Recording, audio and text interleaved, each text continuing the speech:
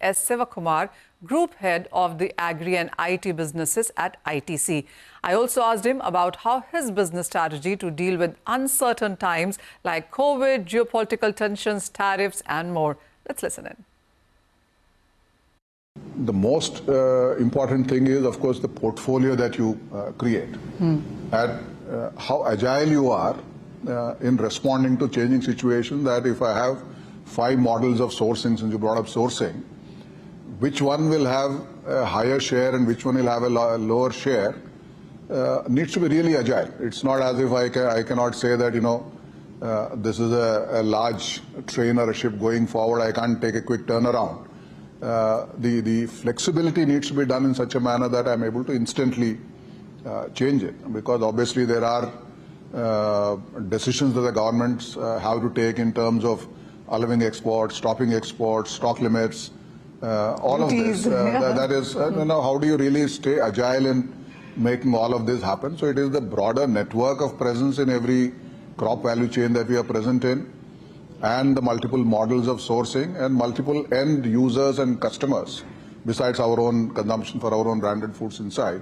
I think that flexibility, how do you manage on a real time and be agile, is at the core of doing this. When you talk about food grains, and that is something the government seems to have gotten right.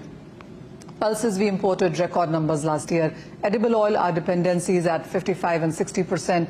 The way we are looking at food per se in India, one, how do you see it as an economy, and how would you see it as a company?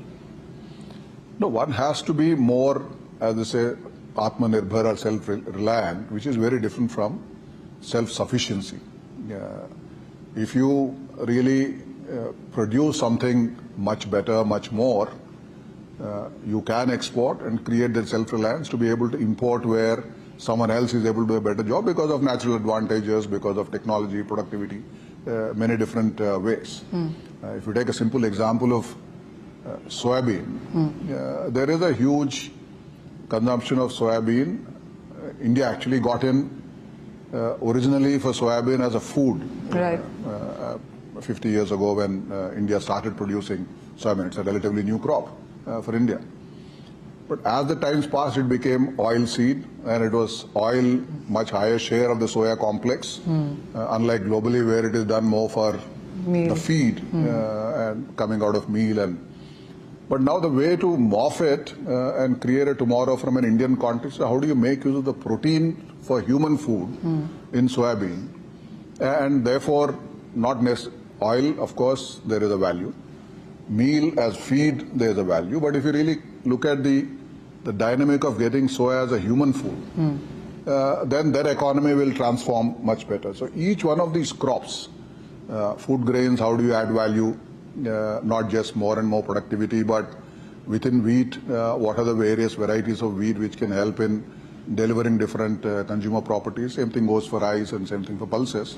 Rather than looking at just crops and from a food perspective, food security, food self-sufficiency, I think there is a lot more value which is residing in each of these crops that we should really harness.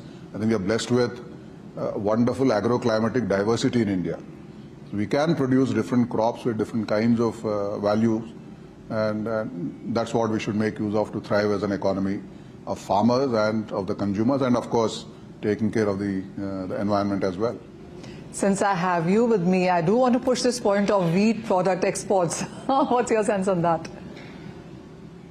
Yep, so I think there is. It's a big opportunity for India. Continues to be. I think it's a matter of how do you create an equilibrium that if there is a price inflation within the country, that you say stop all exports. Okay, next step has happened to say that, okay, you can import and then value add and export so that your economy is balanced. One can certainly move to a next stage of how do you look at wheat products as a value-added exports without necessarily relying on imports. But I think what is more fundamental, this is still a compartmentalized view of how do we maximize product export when there is opportunity from the world market, whether for diaspora or for the larger global market. But how do you deal with the problem at the very base of how do you make our crops more climate resilient? the whole anti-fragile that I was talking about. Right. Doesn't matter if it is heavy rain or heat wave, you still produce good quantum and quality of wheat, then will take away from this problem of changing policy on this. So efforts are also on that front, both from the government as well as from the industry who's engaged with the farmers like we do, to make the crop more resilient so that these kind of exigencies themselves don't arise. I'll wind this down with one more question. And you talked about also bilaterals that we are doing with various countries. UK seems to be being done now. Other countries are in conversation. US, of course, is going to be one big deal there. How are you reading into each one of these? And does it open it up for India, or there is concern about Indian agriculture as we look into each one of these? I think India is negotiating these deals from a position of strength because we are a large market.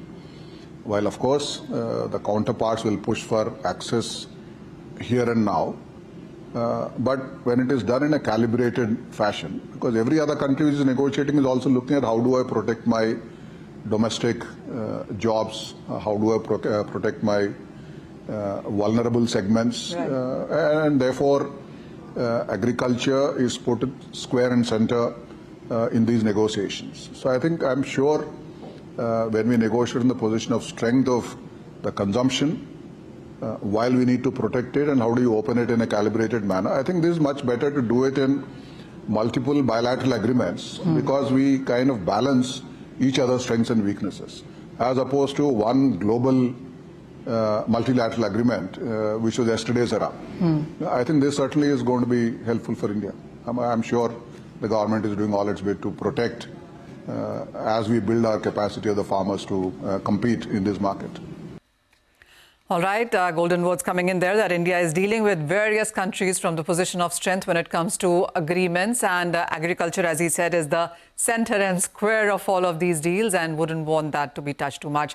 But with that, that's all the time that we have on this edition of Commodity Champions. Thank you for watching.